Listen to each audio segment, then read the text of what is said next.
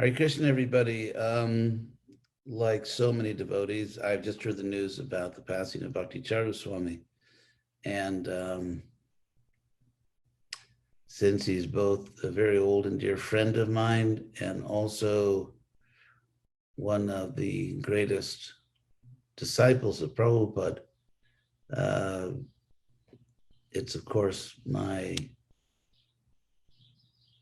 duty in many ways to say a few words about this. First of all, I would like to offer my very sincere condolences to all of Bhakti Charu Swami's many devoted disciples, followers. There are many of you precisely because of Bhakti Charu Swami's extraordinary devotional service, his extraordinary efforts to bring Krishna consciousness to so many people around the world. And so I know that I, and I'm sure all other ISKCON leaders, would be very eager and happy to do anything we can to help you at this time. What I can do immediately is to say a few words about Bhakti Charu Swami. Probably we first got to know each other pretty well beyond the beyond, let's say, meetings in Mayapur or something, where there were so many devotees around the world that I would see only once a year when I went to Mayapur, because in those days we didn't really travel outside of our zones. We didn't have anything like international communication. There was, of course, no internet. No one would make international phone calls or things like that. But in 1976, I went to Mayapur the month before the annual festival, the Gaur Purnima festival, to spend time with Prabhupada. And of course, Bhakti Charu Swami was there, and we really became good friends. There was, I think, mutual affection and appreciation. And from that time, we became very much like brothers.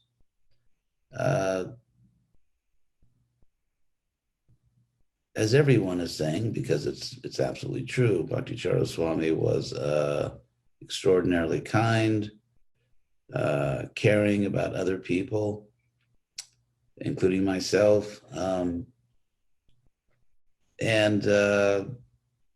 friendly, very friendly, and always a perfect gentleman.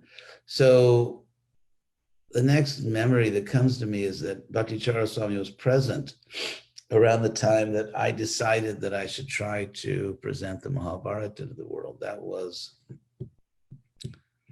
probably around 1979 or something, Prabhupada, of course,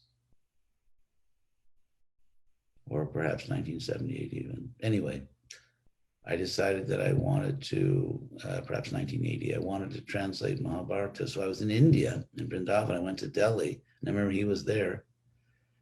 We met at the Delhi temple, and then we were actually even staying together at, I was staying at the temple president's apartment, which he gave to me to stay. And Bhakti Charu Swami was there, and we had very happy times together. I told him about my intention to present the Mahabharata. He was, of course, very encouraging. And I think it was at that time that we began a little joke between the two of us that continued actually throughout our friendship. And that is that I would joke, because he was of course, Prabhupada's most prominent Gaudiya disciple. Disciple was actually from Gaudiya, Lord Chaitanya's country. And in many ways, he preserved the very best of that culture, the high culture of that region. And so we would joke. We were always joking together. And I would call him. I called him BC because those are his initials, Bhakti Charu. And I said that he was, like very traditional, BC, like ancient. And then he joked, of course, naturally, he retorted and said that I was using initials for Acharya Deva. He said I was AD. I was much too modern. And so But of course, I mean, we would both laugh. It was, so we would joke like that actually for forever about whenever we meet each other. And we also worked together on an important project for ISKCON in around I can't remember, perhaps 1987, around there, 87 or 88. We had a situation in ISKCON where so many ISKCON gurus, important gurus with many disciples, were unable to follow their principles and therefore had to give up their position as guru. And so ISKCON was in a crisis where there were hundreds and hundreds and hundreds of sincere devotees that didn't have a guru all at once. There was a large number of them. And naturally, there were questions like, what does a disciple do if the guru falls down or the guru is no longer active? Does the disciple take another spiritual master, not take another spiritual master, only take shelter of Prabhupada? So it became actually a real burning issue in ISKCON. The GBC had to deal with this. And so the GBC resolved to write a research paper to study this, not just to give their opinion, but to investigate what do our acharyas and shastras say about this. And so Bhakti Charu Swami and I worked together on that. At the time, it was extremely important for ISKCON, the survival and the flourishing of ISKCON. So Bhakti Charu Swami was in charge of translating all the Bengali statements from acharyas like Bhakti Vinod Thakur or Bhakti Siddhanta, Saraswati Thakur, and so on, and others. And I was in charge of translating the Sanskrit from the Shastras. And we worked together on this. And I remember we, for hours and hours and hours, the two of us just worked together with very beautiful cooperation. And I think back to those days that it was so easy and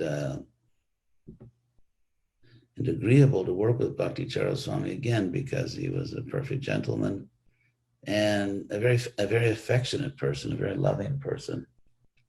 And of course, because it was Bhakti Charu Swami and myself, there was joking also, of course.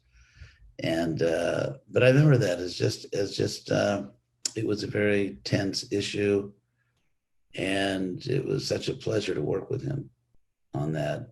And so our translations of Bengali and Sanskrit authorities was a major part of that paper.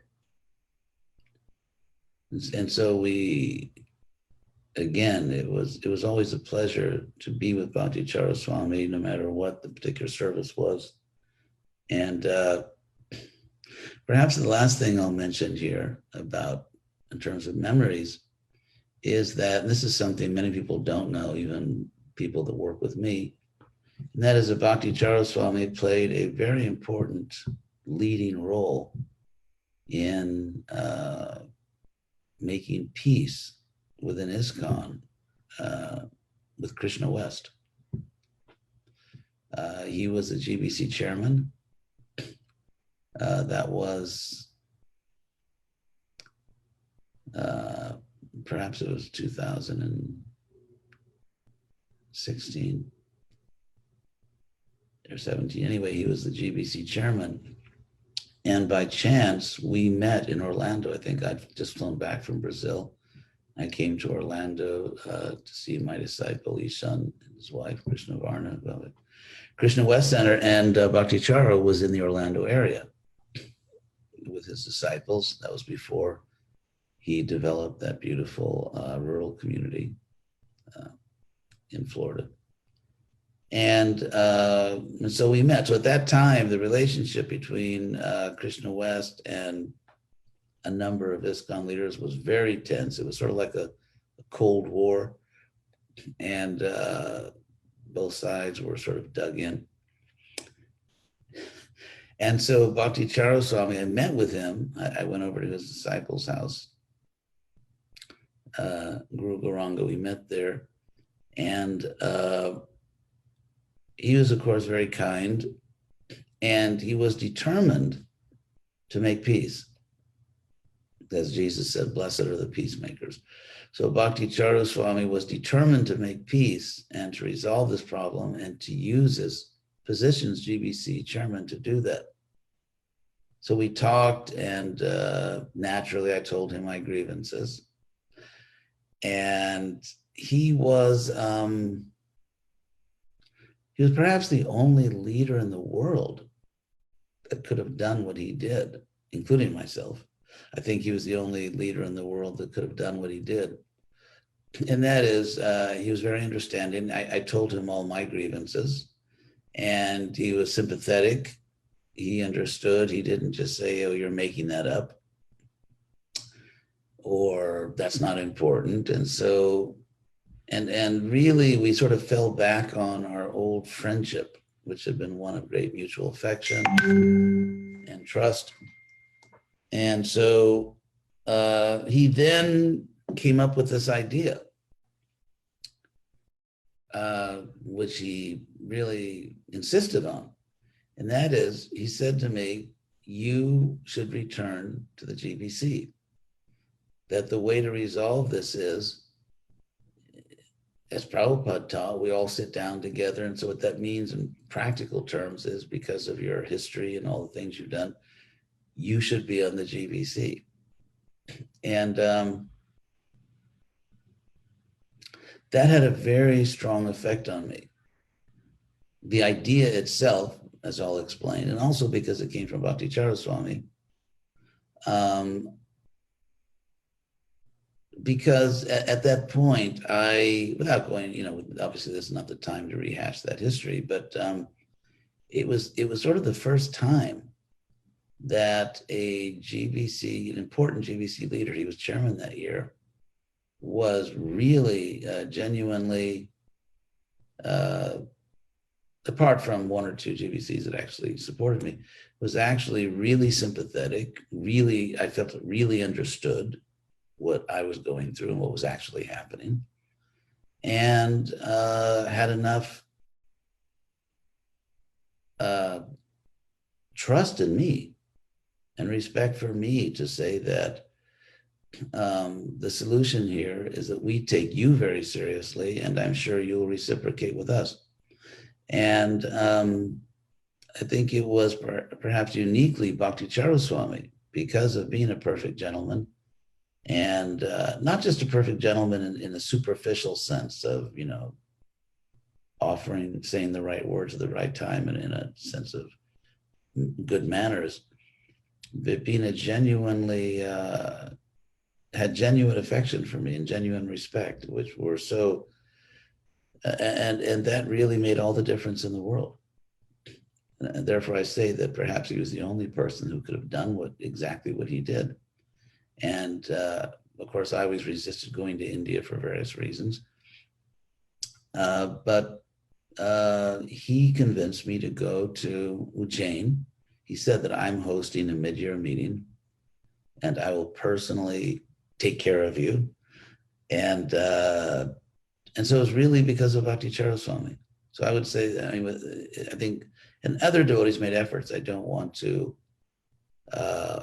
neglect or forget efforts made by other members of the GBC, very sincere efforts. But I think in terms of finally resolving everything and creating an atmosphere, creating, at least in me, a hope that we can resolve this, we can all work together, it was really Bhakti Charu Swami.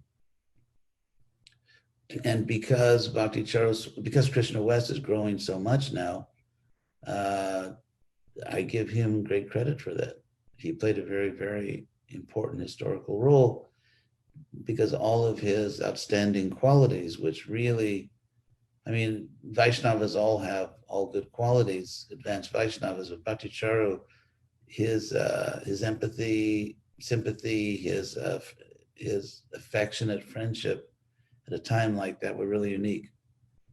And so I think myself, mean, not I think, clearly myself and everyone that works with me owes an extraordinary debt to Bhakti Charu Swami for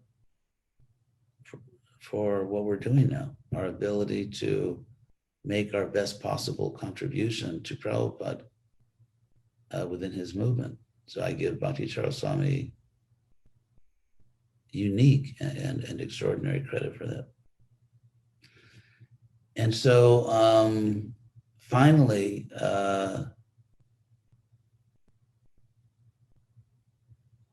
as we know, I mean, what I want to say, and it's what every serious follower of Prabhupada will say, every serious, I think, servant of Krishna will say, in that if ever there was a case of someone leaving this world with and leaving behind absolutely no doubt whatsoever about their destination, it's certainly this case. Bhakti Charu Swami's complete devotion to Prabhupada at every level. I mean, he had. I remember when I was much younger than now, and I first used to see Bhakti Charu Swami with Prabhupada, I was really sort of astonished because not only was Bhakti Charu Swami an important disciple of Prabhupada in the sense that Prabhupada was extremely anxious to establish his movement in Gauda Desh and in India in general, and it was very difficult in those days to do so for various historical reasons. It was a great struggle. And so in Bhakti Charu Swami was one of the very first cases in ISKCON history where a very cultured, educated soul of extraordinary Vaishnava culture joined Prabhupada's movement in India. Prabhupada used to always lament that he always had to bring Western disciples. That's why, because it was very hard for Prabhupada because of various historical reasons, the way India was at the time, the social system and so on. It was very difficult for Prabhupada to make devotees from the higher classes. He made life members in huge numbers. And these were the leading citizens of India who would give what was in India a significant contribution. They would get all of Prabhupada's books, the right life membership program. Prabhupada started the life membership program in India because it was almost impossible to make devotees from really, the better families as we were doing in the West. In fact, when they had that, those who are younger won't remember this, but Indira Gandhi was prime minister. She declared an emergency, basically made herself a tyrant, a dictator in India. And it was a very dangerous situation. There were very heavy penalties for people that criticized her. And and so Prabhupada arranged to meet with Indira Gandhi, which was a very tense thing because she was like a Roman emperor. If she didn't like you or wasn't pleased, very bad things can happen. But Prabhupada went there and he spoke to her. And of course, she was respectful of Prabhupada. And the one thing Prabhupada asked, this is very significant and relevant to what I'm saying about Bhakti Charu Swami. The one thing that Prabhupada asked Indira Gandhi for, and the reason he had the meeting, was please continue to give visas to my Western disciples. And the reason Prabhupada went all the way to Indira Gandhi to ask for that is because otherwise his movement would collapse overnight in India because of the problem of making higher class Indian devotees in India. So that was the situation. It was a critical. And then Bhakti Charu Swami joined, and he was everything Prabhupada had dreamed of.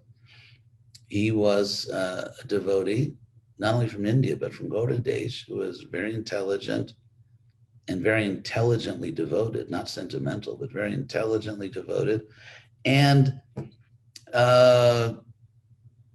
capable. And Prabhupada, so the relationship between Prabhupada and Bhakti Charu Swami was, it was unique because they came from the same sort of high Bengali culture. And therefore, they could understand each other on a certain level because Prabhupada always struggled with this in America. You see this all the time in his interviews that not every time, but often there's, like a communication issue, and Prabhupada will say something on a certain issue, and the reporter will try to understand, well, what do you mean by that?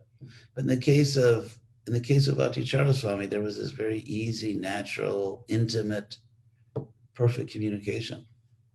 And so, as I saw it, I think it was a solace. It was very encouraging to Prabhupada when Bhakti Charu Swami came, and really gave Prabhupada hope of success in his mission in India.